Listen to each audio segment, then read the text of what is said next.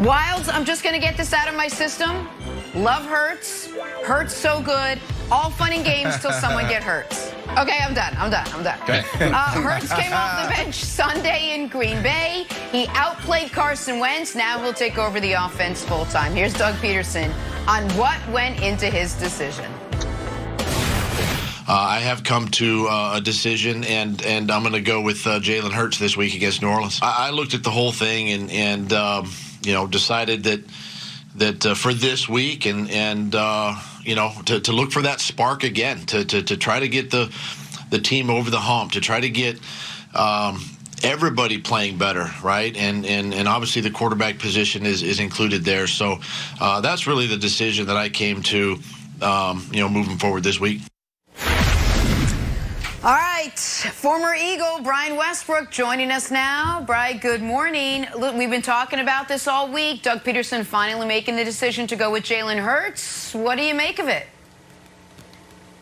Well, good morning, Jenna. And when you talk about this decision, to me, this may be the only decision that could possibly, and I mean possibly, save Doug Peterson's job as the head coach. The owner wants to see wins. They look really bad offensively, and as a team, these last few games here, last 4 games or so, this may be the only thing that could save his job. It also could only be maybe only one of the things that he could have done that could actually save face in the locker room. And Brandon, you know this, as a veteran on that football team, I go out every single day. I bust my butt in practice. And if I play well, I should continue to start. If I don't play well, then I should be taken out. And the same thing should be said for Carson Wentz. And Carson Wentz has just not played very well this season at all. When you look at this offense over the last 4 games, they haven't scored over 17 points in any of those games. Carson Wentz, in the 12 games that he started, he only has 2 games where he has over 260 yards passing. That's just not very good quarterbacking. But quite honestly,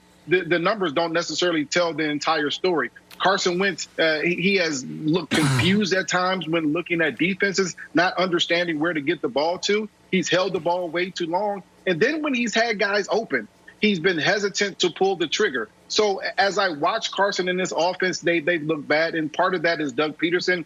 And the move to Jalen Hurts may be the only decision that could certainly save his job. And that's a big-time possibility for Doug Peterson.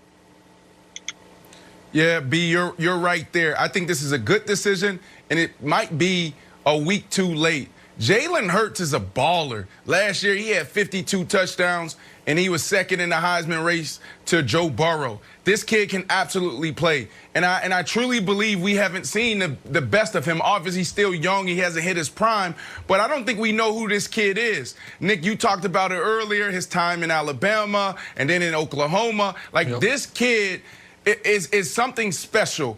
There's a lot of guys that walk in that locker room and you just know right away, man, there's nothing good about this kid. He doesn't pass the eye test. But then there's some people that walk in and they just command the respect of all their peers. They command the huddle. They just have this natural ability to make guys fall in line and follow him. You go back to this last game, look at his poise, look at his demeanor on his sideline. Look at him being able to take off when things are breaking down, and then also look good throwing the ball. Him and Alshon Jeffrey looked like they were trying to develop some good chemistry within the game. They were just a few things off from having a really nice connection. So I think this is good. And wow, it's I do think this can spark this organization. I do think this can spark this offense. The Saints, that's a whole nother debate. That's a whole nother conversation. But the Saints, they're playing well right now. I don't think this is a great game for him to enter. This is a great week for him to enter into this whole, quarterback starting position. By the end of the day, I think if you ride this out with them, he will show you that he can ball, and he can ball in this NFL for a very long time. Okay, well, here's the thing about a spark when you're starting to start a fire. Hey, spark, either catches fire or it doesn't. So, Brian, what happens if it doesn't? What happens if this Saints defense, which is tremendous, shuts down Jalen Hurts, and Jalen Hurts looks really bad? Last week, Matt Ryan completed 19 passes, 16 points. The great Tom Brady, who knows how to read defenses better than Jalen Hurts, had 3 interceptions, 3 points. We saw Tua, who earned the job and was obviously the quarterback of the future, and Fitzmagic was just the stopgap. Well, they went to Tua for 15 quarters. He got sacked 6 times. And they're like, you know what? Sit down. We're going to bring Fitzmagic back in. So I know if it works out well and Jalen is great, I think everybody will be happy. But to do this experiment or to make this change against the Saints, what would you do if Jalen is really struggling? Do you keep Wentz there because now you've just created chaos, or you just ride with Jalen throughout the game no matter what? You know, Kevin, I think at this point, you just have to ride with Jalen Hurts at this point. You don't want to go back and forth with your quarterback and your first-team quarterback, your second-team quarterback. That just makes it for a bigger mess. And I think you're right. This is a terrible opponent to have your first start for a rookie against a team that really held Matt Ryan and the Falcons to 25 points combined in their 2 meetings. And, of course, a team that held Tom Brady and that offense to 3 points when they played them last. And so, yeah, it's a tough situation. But sometimes you do get a spark from a young guy. We saw Tua not only initiate a spark down there for Miami on the offensive side, but he gave them a spark with their defense. Their defensive special team scored the first game that he played. The second game that he started, his defense scored as well. And so maybe this starts a spark not only on the offense, but the other phases of the game for the Philadelphia Eagles. As a coach, this is the only choice you could have made. This is the only thing that you could have done at this point. All right, so let's play this out, Brian. Let's assume Jalen Hurts plays the rest of the season. And whether he plays well against the Saints or not, the Eagles have another game against the Cowboys where let's just assume not only does he play the rest of the season, but he plays well. And that there is excitement surrounding him going into 2021. Then the question becomes, what do you do with Carson Wentz? And to me, and I want to get your take on this, Brian, it's very simple. You do everything you can to trade him because you're at the contract he signed. If he's not a star starting quarterback, is a disaster no matter what. So you've got to be able to move on as quickly as possible. And if you don't, so this is, if he's on the roster next year, it's $35 million. If you cut him, you can't cut him. So we should almost remove that line.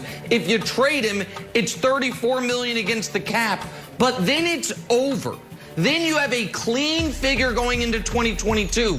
If you leave him on the roster, Brian, as a backup next year in a quarterback competition and he's not good or he doesn't win the job, then in 2022, you're right back in this spot.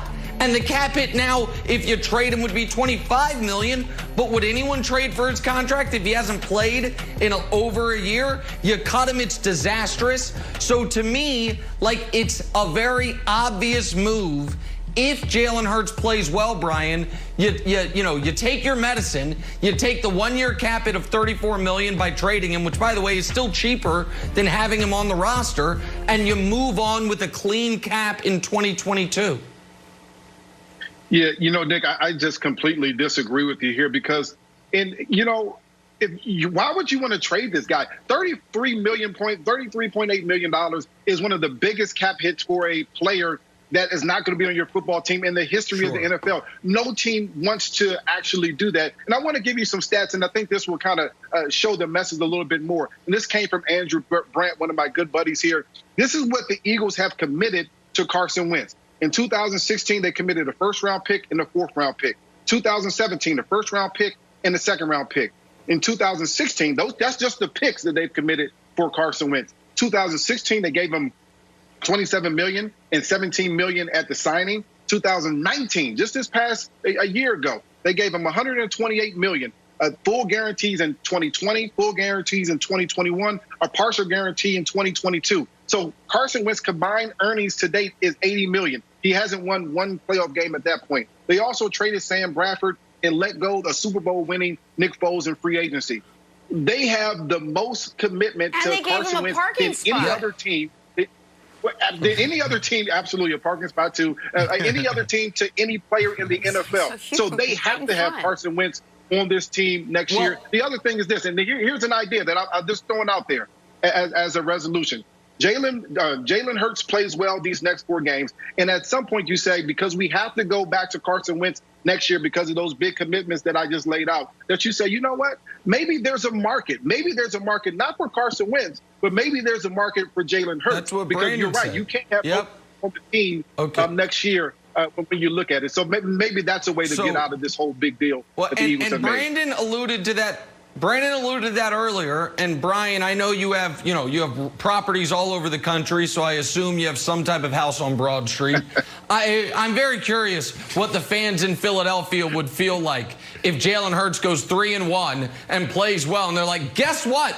Remember when we traded away Super Bowl MVP Nick Foles to give the job to Carson Wentz? Part 2 of that. We're going to trade away Jalen Hurts to give the job to Carson Wentz. But the point that Andrew Brandt made and you made there, Brian, Jenna, is that you have invested this much in him. The argument then is, don't bench him in week 14. But they have. So what you're saying... And now that they have, I feel like if you have that much invested in him, Brandon, I feel like you just have to stick with him. But they're not sticking with him. No, and if they're not sticking with him... I know, but think about this, Nick. So basically, if we play out... If we go with your scenario, which is not a bad scenario, and we say we just trade him, and now he's hitting a salary cap for $33 million. Now what you're saying is next year we're not going to be competing. We're not going to be any good because you have a lot of holes. It's not just Carson Wentz playing bad. You got depth issues at the linebacker position. Sure, but that's with or without him. He's $34 million next year with or without him. So you just want to have